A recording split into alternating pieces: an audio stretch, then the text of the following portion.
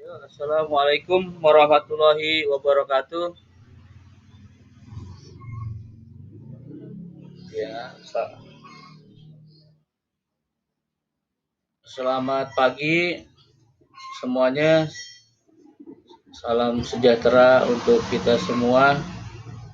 Alhamdulillahirabbil alamin. Segala puji dan syukur kehadirat Allah Subhanahu wa taala.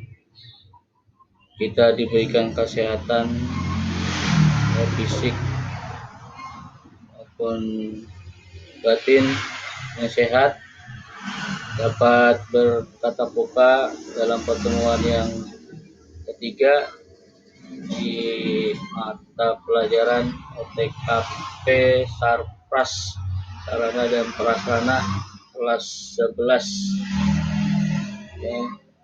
Salawat serta salam tidak lupa kita sampaikan kepada junjungan kita Nabi besar Muhammad SAW. Semoga kita mendapatkan syafaatnya di akhirat nanti. Baik, hari ini kita bertemu dalam pertemuan yang ketiga, yaitu membahas tentang K3, yaitu keselamatan dan kesehatan kerja pegawai. Ya, seperti itu. Sebelum kita mulai, baiknya kita berdoa menurut agama dan kepercayaan masing-masing dengan membaca suratul Fatihah bersama-sama. Ila hadratin Nabi Mustafa Rasulullah SAW. Al-Fatihah. A'udzubillahi minasyaitonirrajim. Bismillahirrahmanirrahim. Alhamdulillahirabbil alamin. Ar-Rahmanirrahim. Maliki yaumiddin. Iyyaka na'budu wa iyyaka nasta'in. Ihdinas siratal mustaqim.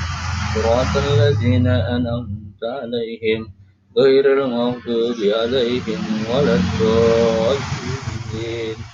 Amin. Baik ya. Ini saya sekilas dulu untuk mengapa kita belajar K3 ya.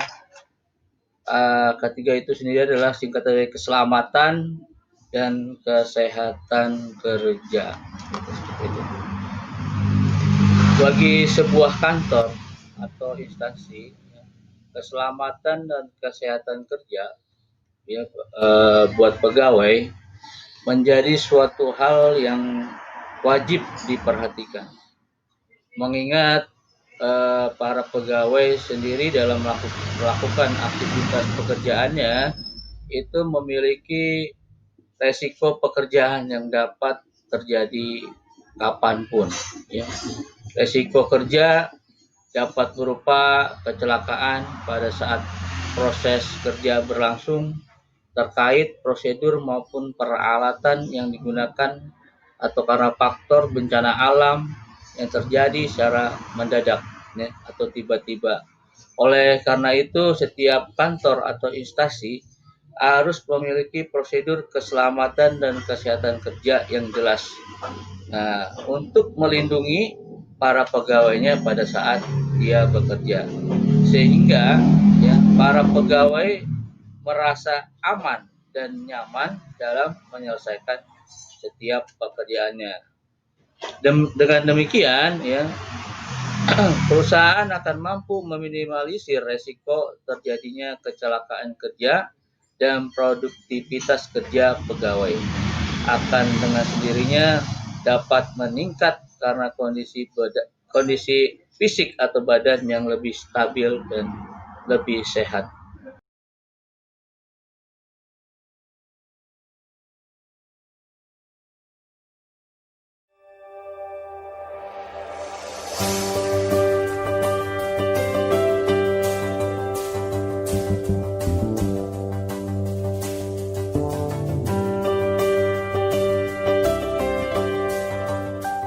Saudara sekalian, salam jumpa. Tayangan video kali ini akan membahas mengenai keselamatan dan kesehatan kerja di area perkantoran.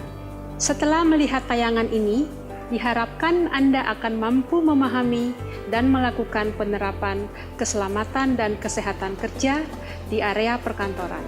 Selamat menyaksikan dan salam K3.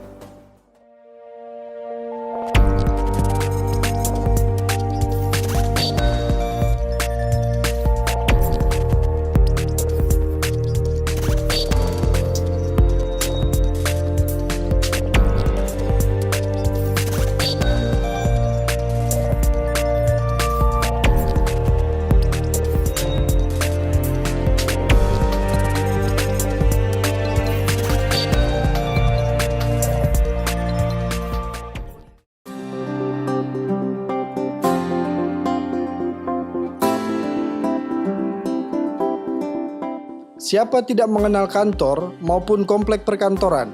Ya, kantor merupakan bangunan yang berfungsi sebagai tempat karyawan melakukan kegiatan perkantoran baik yang bertingkat maupun tidak bertingkat.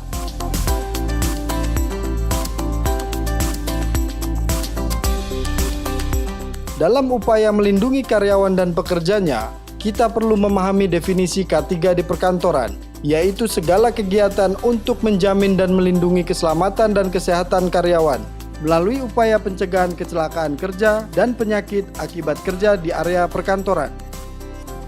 Diharapkan melalui pemahaman definisi dan fungsi terapan K3 di perkantoran ini, pemimpin kantor dan atau pengelola gedung dapat mengelola perkantoran dengan baik sehingga dapat mewujudkan kantor yang aman, sehat, dan nyaman sehingga karyawan dapat bekerja dengan baik, sehat, dan tetap produktif dengan mempertimbangkan 3 aspek ruang lingkupnya, diantaranya keselamatan, kesehatan, ergonomi. Sementara itu, faktor lingkungan kerja yang mempengaruhi kinerja adalah segala sesuatu yang bersifat fisik, kimia, dan biologi yang timbul di lingkungan kerja dan bersumber dari bahan baku, hasil produksi, limbah produksi, ekses dari kegiatan proses dan peralatan, mesin industri.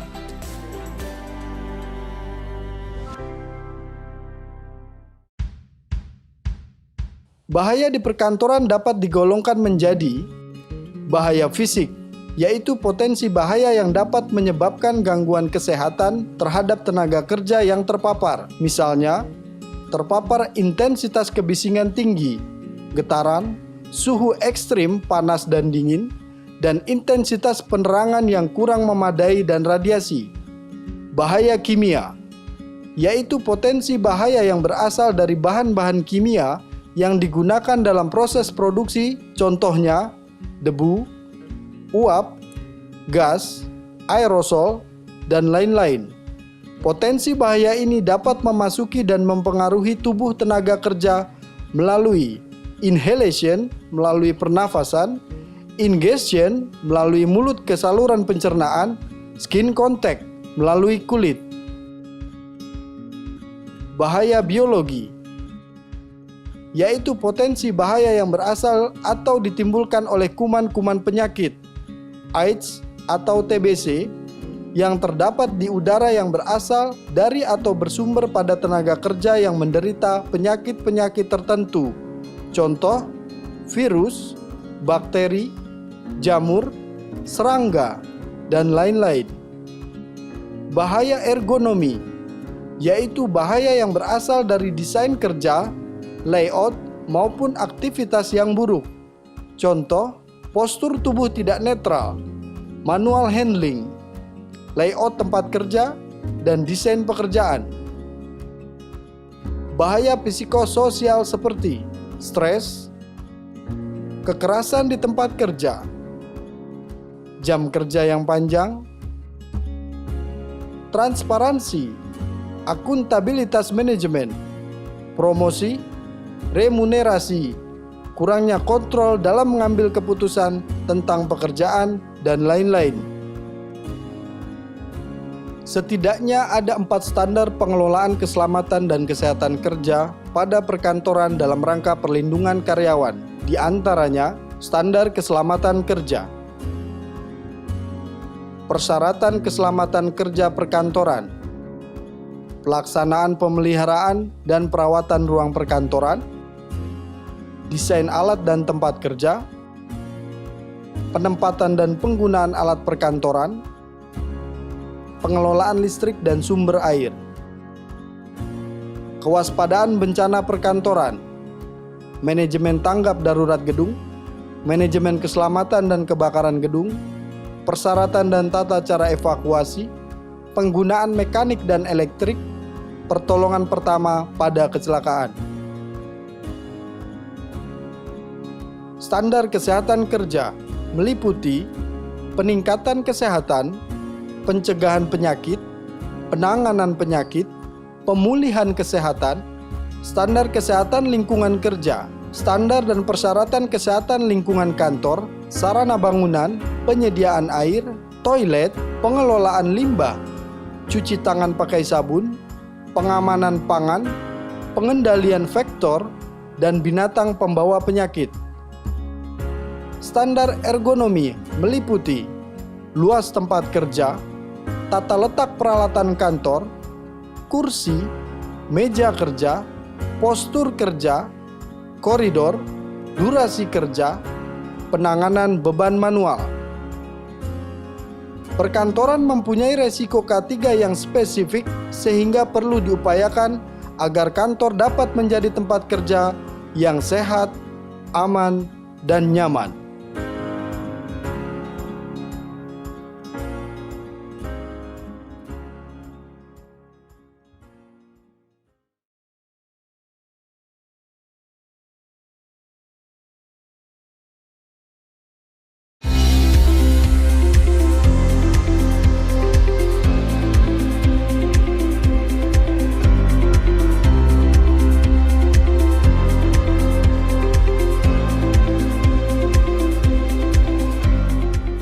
Saudara-saudara sekalian, bekerja dengan posisi badan yang benar secara ergonomis sangat penting dipahami oleh setiap pekerja, karena posisi kerja yang tidak ergonomis dapat menyebabkan kecelakaan kerja dan gangguan kesehatan, baik dalam jangka pendek maupun jangka panjang. Melalui video ini, kita akan mendapatkan penjelasan mengenai materi ergonomi. Selamat menyaksikan dan salam K3.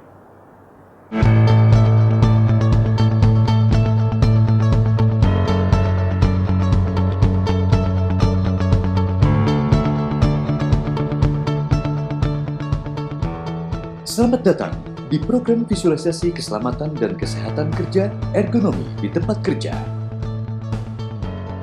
Hari ini kita akan memahami tentang keselamatan dan kesehatan kerja, pentingnya ergonomi supaya tidak terjadi kecelakaan kerja dan penyakit akibat kerja. Selamat menyaksikan. Pengendalian risiko dalam manual handling. Bekerja dengan posisi badan yang benar secara ergonomis haruslah dipahami oleh setiap pekerja. Bila tidak, tentu dapat menyebabkan kecelakaan kerja dan gangguan kesehatan, baik dalam jangka pendek maupun jangka panjang. Sikap tubuh yang dipaksakan, pengerahan tenaga yang terlalu besar, dan pengulangan gerakan yang berlebihan umumnya menjadi penyebab utama kecelakaan kerja, juga berakibat pada waktu kerja yang tidak efisien dan energi kerja yang terbuang percuma. Beberapa posisi kerja yang harus dipahami adalah cara serta posisi duduk kita pada saat bekerja di ruang kerja, dan cara mengangkat beban secara manual atau manual handling. Karena pekerjaan ini paling banyak menyebabkan kecelakaan kerja dan penyakit akibat kerja.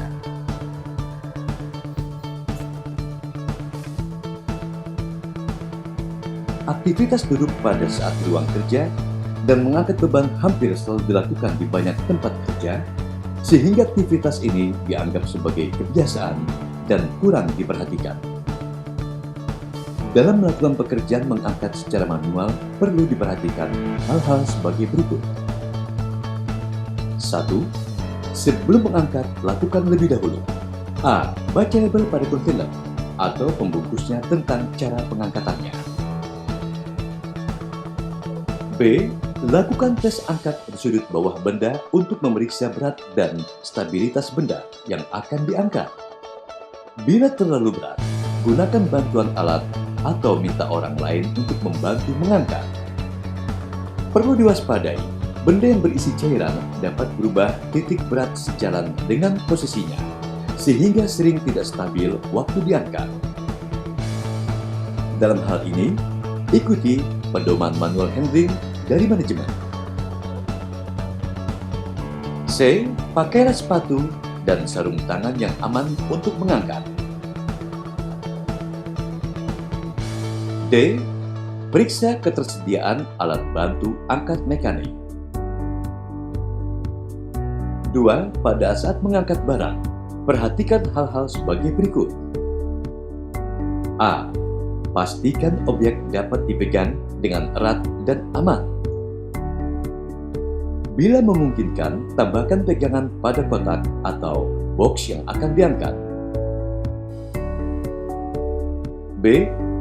Dalam mengangkat selalu gunakan 2 tangan. C.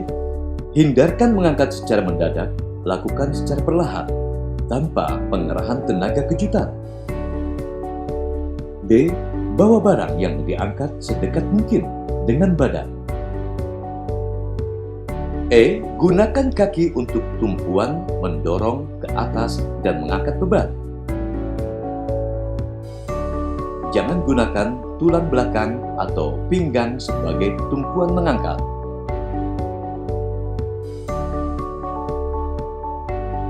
Jangan mencoba mengangkat dengan cara membungkuk ke depan.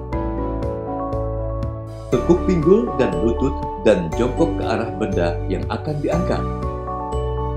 Tarik sedekat mungkin ke arah badan. Kemudian angkat dengan cara meluruskan kaki atau menjaga pegangan tetap lurus. Jangan pernah mengangkat benda berat lebih tinggi dari bahu. F. Selalu upayakan mengangkat beban dengan cara yang ergonomis dan mengangkat pada power zone, yaitu di atas titik pertengahan paha, di bawah bahu, dan jika memungkinkan, bawa sedekat mungkin dengan badan, atau dalam jarak 25 cm dari ujung tumit. G. Hindari mengangkat barang berulang kali langsung dari lantai. Bila perlu, pakailah meja perantara untuk meletakkan beban dari lantai sebelum beban diangkat atau diangkut. H. Hindari memutar tubuh dalam mengangkat dan memindahkan beban. Posisi yang ergonomis dalam memindahkan barang, pinggul dan kaki harus berputar atau berpindah dari tempat awal menghadap ke arah tempat yang baru. Posisi yang salah, hanya pinggul atau pinggang yang berputar. I. Angkat beban semampu tubuh. Jangan dipaksakan lebih. Pakai bantuan alat mekanik seperti troli dan forklift untuk mengangkat. J. Tinggi barang yang diangkat tidak melebihi tinggi mata, sehingga tidak menutup pandangan. K. Untuk mengangkat barang yang terletaknya lebih tinggi dari badan, pakailah bantuan bangku atau tangga untuk mengambil barang tersebut.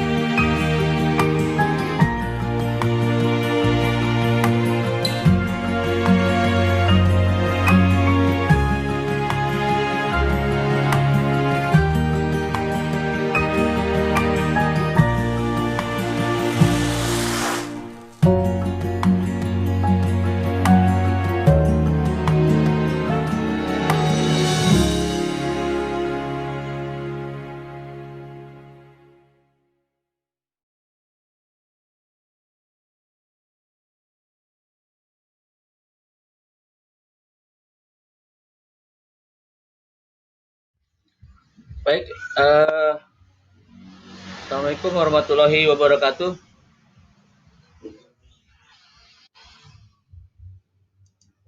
Ya, baik, untuk mapel hari ini saya akhiri dengan membaca hamdalah bersama-sama.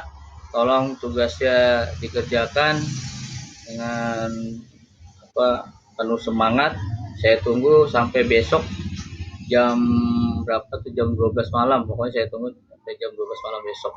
Untuk absen di link Google Form tolong diisi, dipoto dengan menggunakan seragam sekolah.